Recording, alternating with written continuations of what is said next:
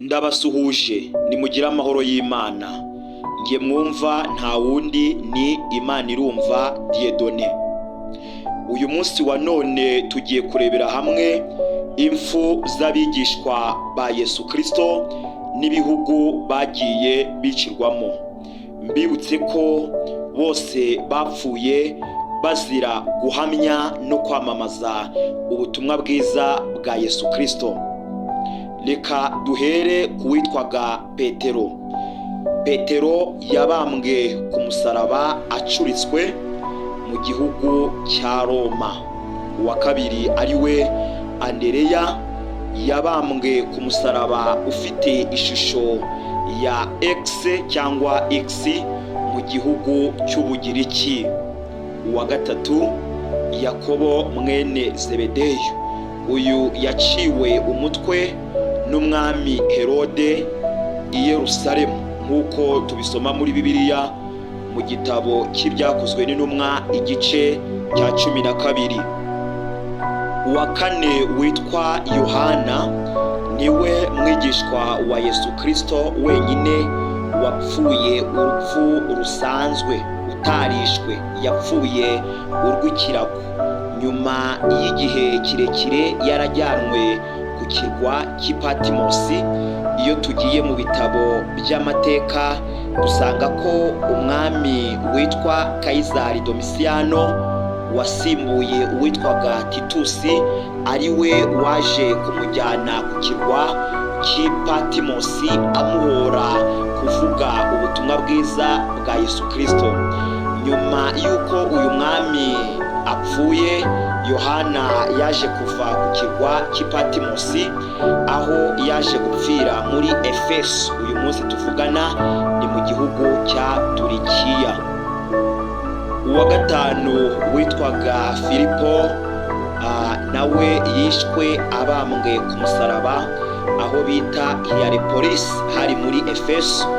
Uyu munsi tuvugana Efeso ni mu gihugu cya Turikiya. Uwa gatandatu witwaga Barutolomayo cyangwa Natanayeli.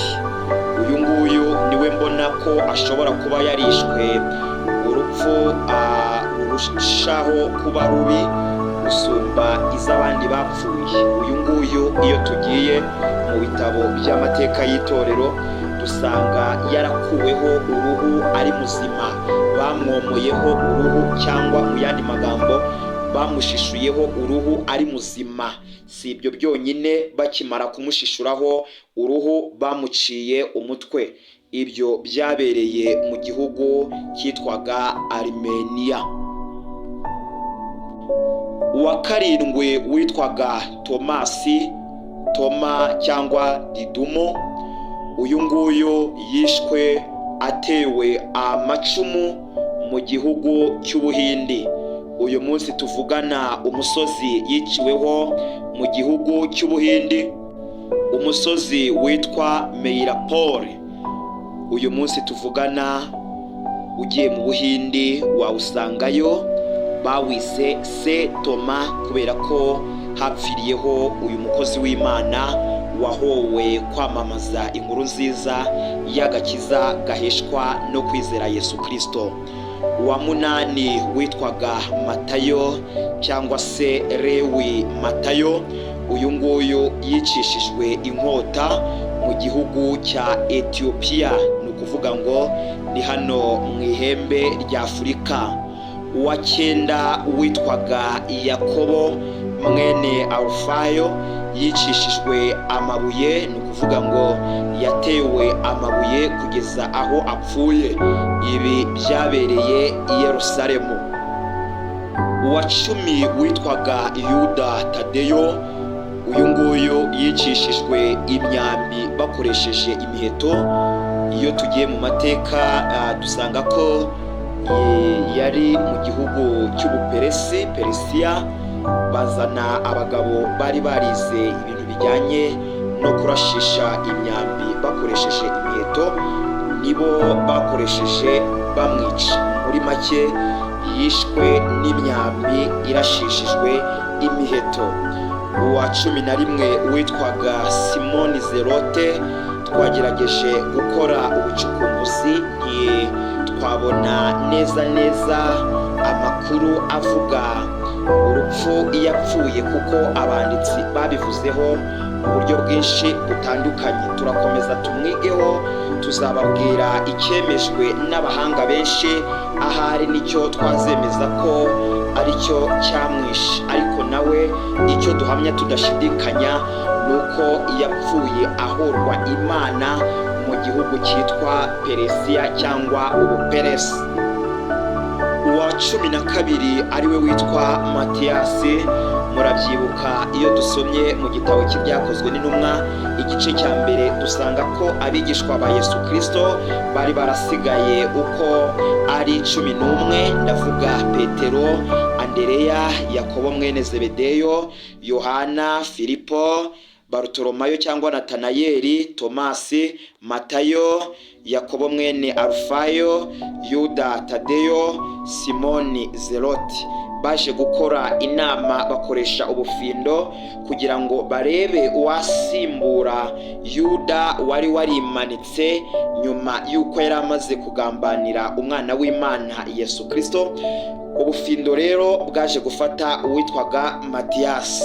Ni ukuvuga ngo Matiyasi yari mu ntumwa za Yesu Kristo nk'uwasimbuye Yuda.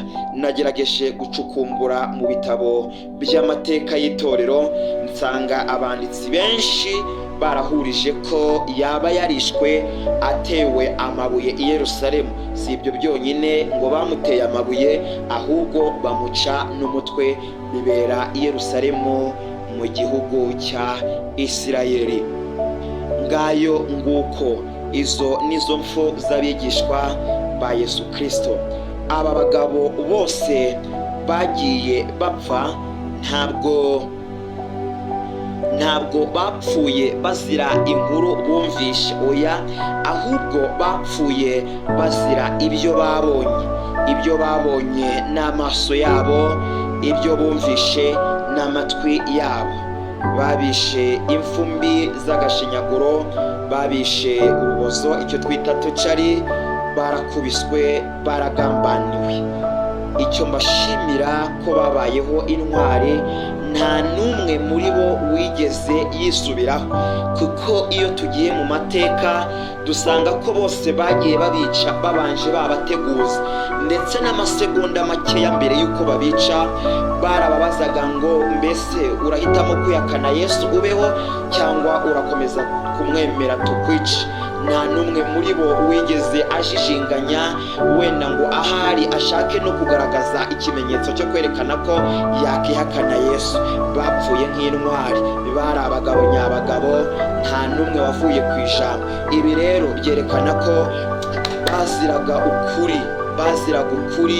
nta n'umwe waziraga ibinyoma, baziraga ibintu bifatika. Ntawe bishe bamuhora uhamya Yesu atamuhamya, babicaga bose bahamya Yesu by'ukuri. Rubanda barabihamyaga, abayobozi barabihamyaga, kandi nabo ubwabo ku giti cyabo barabihamyaga ko ari Yesu Kristo bahamya, kandi ko naho byabashyira mu kaga bikaba byabicisha ko badateze kumwihakana. Aba bagabo ntabwo bari gupfa batazi ko icyo bari gupfira ari ukuri.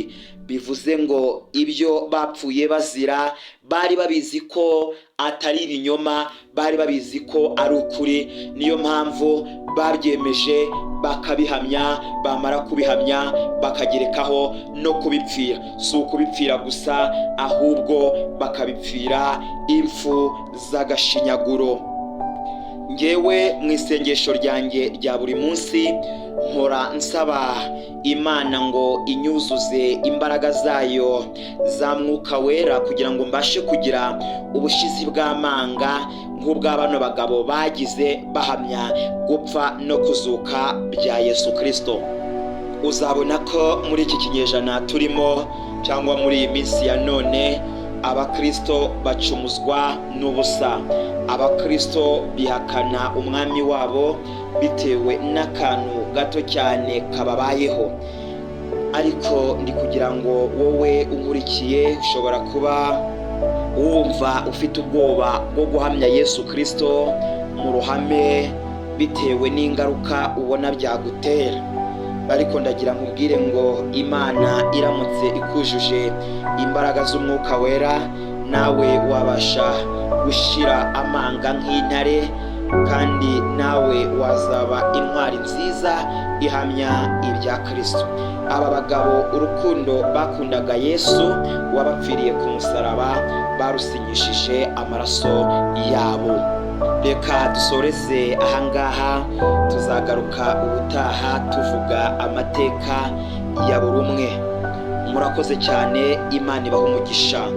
Njye mwumvaga yari Imana irumva Dieudonné.